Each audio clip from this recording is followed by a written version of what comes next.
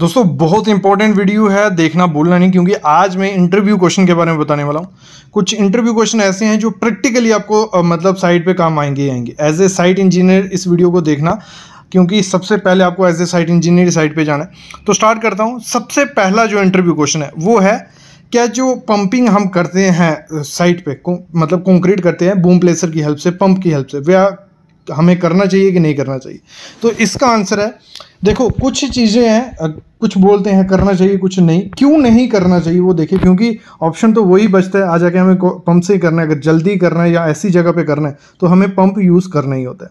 तो पंप से करने में होता क्या, जब हम पंप से कंक्रीट कर रहे होते हैं, जो कंक्रीट होता है ना, पंप की जो पाइप होता है और कंक्रीट के बीच क्या होता है, फ्रिक्शन क्रिएट होता है।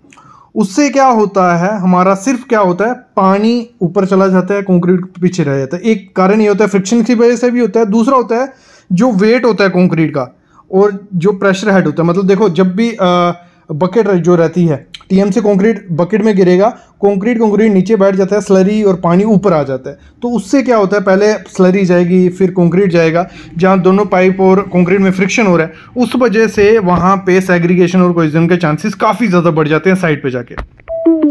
तो इस कारण क्या होता है, साइड पे सेग्रीगेशन और वो होता है तो सही कंक्रीट नहीं होता है। तो इसको सही करने का पहले ये होता था, लेकिन बाद में इस चीज़ को देखा गया और फिर इसको सही करने के लिए उन्होंने क्या किया, जो सीमेंट का कंटेंट होता है, अगर बूम प्लेसर से कंक्रीट किया जाता है तो सीमेंट का कंटेंट 10% बढ़ा दिया जाता है। मतलब सीमेंट उसमें ज़्यादा डाला जाता है एज़ कम्पेयर टू बाकियों से।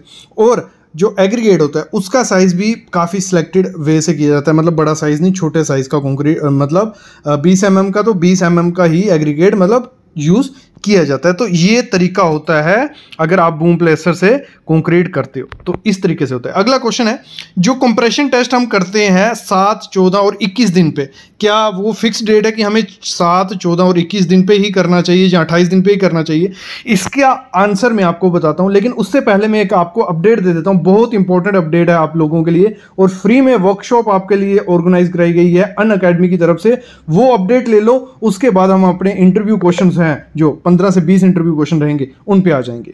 तो सब ब्रांचेस के पास, इलेक्ट्रिकल हो गए, इलेक्ट्रॉनिक्स हो गए एंड मैकेनिकल इंजीनियर्स हो गए, उनके पास मौका है get a job as a VLSI designer in 1 week. तो ये आपके पास मौका है कि आप एक हफ्ते में VLSI डिजाइनर बन सकते हो। उसके लिए स्टेप मतलब 4 ही स्टेप में।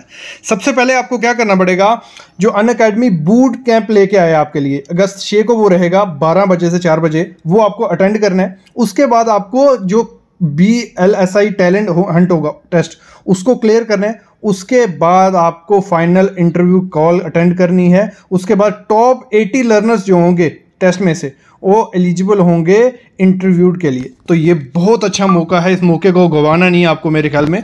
तो मैं इसका डिस्क्रिप्शन में लिंक डाल देता हूँ। इलेक्ट्रिकल, इलेक्ट्रॉनिक्स और मैकेनिकल इंजीनियर, इस मौके को गंवाओ नहीं, जल्दी जाके अप्लाई कर लो। बाकी बचे कौन, मैकेनिकल और सिविल वाले, तो वो कैसे पीछे रह ले सकते थे? तो उनके लिए भी एक series of free certified workshop लेके आ रहे हैं हम। बहुत अच्छा मौका है सब उन दोनों के लिए भी। मैकेनिकल वालों के लिए engineering, driving support cars and super bikes का रहेगा टॉपिक वर्कशॉप में।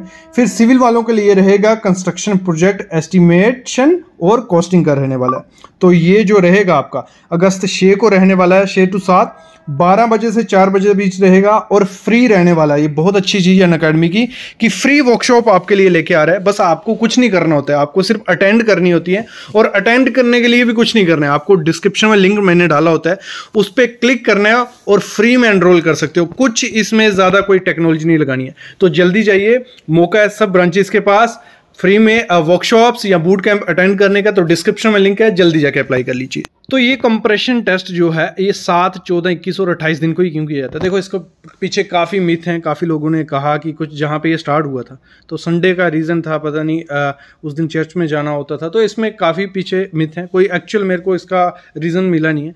तो इसमें क्या है कि आप किसी भी दिन कर सकते हो। मतलब आप अगर 8 दिन के बाद करना चाहते हो या 9 दिन के बाद करना चाहते हो, आपके पास रिसोर्सेज हैं, या आप कुछ भी कर सकते हो। क्योंकि देखो, इसमें थोड़ा बहुत खर्चा होता है, क्योंकि एक तो टाइम लगता है, आप कंक्रीट के क्यूब भरोगे तो आप डेली करते रहोगे, तो इसलिए इन्होंने क्या रखा है, वीकली रखा 7, 14, 21 दिन। और इसके पीछे एक फंडा हो रहा है, टेक्निकल फंडा, कि इसमें क्या होता है, जो पहले दिन स्ट्रेंथ हाई होती है 10%, उससे हमें कोई आइडिया नहीं लगेगा, तो हमारी जो 7 दिन पे हमें स्ट्रेंथ दिखती है वो 40% दिखती है। लेकिन मोस्टली लोग 7 दिन पे टेस्ट कम ही करते हैं, लेकिन हमें उधर से आइडिया लग जाता है कि कंक्रीट में कितनी स्ट्रेंथ है, तो 7 दिन पे उसको टेस्ट किया जाता है। फिर 14 दिन पे हमें पता चल जाता है अप्रॉक्स 67% to 70% उसमें स्ट्रेंथ हाई होती है, तो उधर से भी आइडिया लग जाता है। 21 दिन तक 97% इसकी स्ट्रेंथ आती है, 28 दिन पे आपको 98% दिख जाती है। उसके बाद जो स्ट्रेंथ का आना वो थोड़ा स्लो हो जाता है, तो इसलिए क्या होता है, 1 महीने के अंदर टेस्ट किए लिए जाते हैं, कोई दिक्कत नहीं होती है। ये एक मतलब टेक्निकली आप किसी को आंसर कर सकते हो। नेक्स्ट क्वेश्चन है, टॉर क्या होता है? मतलब आपने देखा होगा टॉर 16 टॉर, 28 टॉर, मतलब डाया, और टॉर इसमें क्या है? तो ये आपसे मैं क्वेश्चन पूछ रहा हूँ, आपको कमेंट करना है। टॉर में इसमें जो ओनर का नाम है वो है या ट्विस्टेड और रिइंफोर्समेंट, इन दोनों में से मेरे को आंसर जरूर करना, आप कमेंट जरूर करना अगर वीडियो आप देख रहे हो तो। नेक्स्ट जो क्वेश्चन है, जब भी आपको कंक्रीट का ट्रक साइट पे पहुंचता है तो सबसे पहले क्या चेक किया जाता है? सबसे पहले चेक किया जाता है उसका रेवोल्यूशन काउंटर चेक किया जाता है, टिकट चेक की जाती है कि कौन सा ग्रेड है वो चेक, स्लम टेस्ट किया जाता है जो वहाँ देखा जाता है जो साइट पे किया है, फिर वहाँ का स्लम टेस्ट देखा जाता है, टेम्परेचर देखा जाता है, फिर आपका जो वहाँ पे डिटेल होती है, मिक्स प्रोपोर्शन होता है, डिज़ाइन होता है, ये सब चीज़ें चेक की जाती हैं जब ट्रक साइट पे पहुँचता है। स्लम टेस्ट का पर्पस क्या होता है, ये भी कई बार क्वेश्चन पूछा जाता है। तो हम वर्कबिलिटी चेक करने के लिए क्या करते हैं, स्लम टेस्ट करते हैं कि जो कंक्रीट है वो प्रॉपर मिक्स है, कहीं पानी, वाटर रेशो, सीमेंट रेशो, ये सब चीज़ें ज़्यादा उसमें नहीं है। किसी अलोएबल स्लम्प क्या होता है, कितना स्लम्प एक अच्छा स्लम्प कहा जाता है? देखो 90 से 125 mm में कहूँगा एक अच्छा स्लम्प है अगर आप कंक्रीटिंग कर रहे हो। प्लास्टिसाइजर क्या होता है? प्लास्टिसाइजर होता है हम पानी में लो वाटर सीमेंट रेशो रखते हैं, तो अगर हमें वो कंक्रीट वर्केबल रखना है, अगर हम पानी कम रख रहे हैं तो वो चीज़ कंक्रीट वर्केबल कम होगा, तो उसको वर्केबल रखने के लिए हम प्लास्टिसाइजर यूज़ करते हैं। फिर नेक्स्ट क्वेश्चन है कि मैक्सिमम टेम्परेचर कंक्रीट का कितना होना चाहिए पोरिंग के टाइम? तो 32 डिग्री से 35 डिग्री वो टेम्परेचर होगा, तो वो सही टेम्परेचर कहा जाता है। और अगर बाहर का टेम्परेचर देखें, हम इन्वायरमेंट में यहाँ कंक्रीट करने जा रहे हैं, वहाँ टेम्परेचर क्या होगा? अगर 5 डिग्री टेम्परेचर है तो आप अच्छे से कंक्रीट कर सकते हो, कोई इशू नहीं है। अगर 45 डिग्री टेम्परेचर है, आप उधर कंक्रीट कर सकते हो, कोई इशू नहीं है। लेकिन 5 से कम हुआ, मतलब 4 या 3 डिग्री हुआ, तो आपको कंक्रीट नहीं करना है। अगर 45 से ज़्यादा हुआ तो आपको कंक्रीट नहीं करना। अगर करना पड़े तो उसके लिए डिज़ाइन करने पड़ते हैं, काफ़ी चीज़ें देखनी पड़ती हैं। फिर अगला क्वेश्चन है कि आप जो क्यूरिंग करते हैं, हम काफ़ी टाइप की क्यूरिंग होती है, पानी से, केमिकल से, स्प्रेइंग करते हैं, काफ़ी प्रोसेस होता है। तो क्या जो क्यूरिंग की जाती है मेम्ब्रेन लगा के, मतलब जो मेम्ब्रेन चढ़ाई जाती है, वो कितने टाइम चढ़ाते हैं? वो 2 टाइम चढ़ाई जाती है। एक तो आप 30 से 45 मिनट के बाद चढ़ा देते हैं, दूसरी थोड़े टाइम बाद चढ़ाते हैं उसको उसके परपेंडिकुलर। ये चीज़ें आपको ध्यान देनी है। अगर हम बात करें इनिशियल सेटिंग टाइम कंक्रीट का, जैसे मैंने कहा कितना होता है, 35 to 40 मिनट।